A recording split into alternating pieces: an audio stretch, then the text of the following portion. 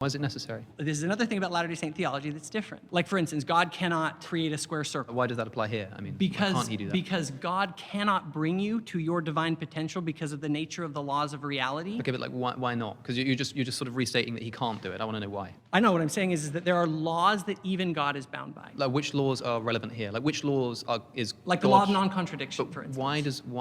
Explain to me how the law of non-contradiction binds God to not create a world where there's no suffering? Because that relationship with God must be freely chosen, and God cannot force me. Because there is the question, why doesn't God just make us all happy all the time? Okay, but that's a separate question, forever? because God could make a world in which there's no suffering, in which you're still I disagree. in which you're still free to choose whether or not to follow him. I would say that that is a logical contradiction. Okay, so maybe you can tell me why. Because right now what you're telling me is that it's illogical on the level of creating a square circle to create a system that a person can voluntarily choose to sort of exit the heavenly realm and go into in order to do whatever they need to do to get to God's ultimate Not to potential. get to God, to become as he is. Sure, to fulfill their full potential has to involve not just suffering, but the kind of suffering that we see on planet Earth. I'm asking why that's logically necessary. A totally unjust world, okay? Because it is by passing through this realm that we have the experience of injustice that allows us to know what injustice is. But why do we need to know what injustice is?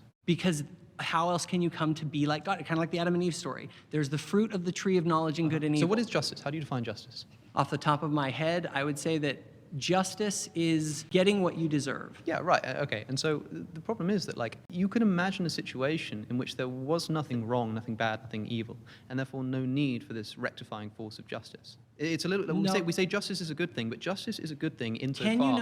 Hold on. Justice is a good thing insofar as it overcomes injustice. That's what it's there for. In the same way that chemotherapy is a good thing because it tries to overcome cancer. If I said that I was going to create cancer so that we could have the good of chemotherapy, and you said, why would you do that? And I said, because there's no way for us to achieve the good of chemotherapy without creating cancer, you'd look at me like I'd lost my mind. No, it's like saying, this is the better analogy. It's like saying to my son, the only way that you can become the way I am is to go out into that world where anything could happen and to persevere. Okay, so I still have a qualm with this, but for the sake of time, I want to ask you about animals.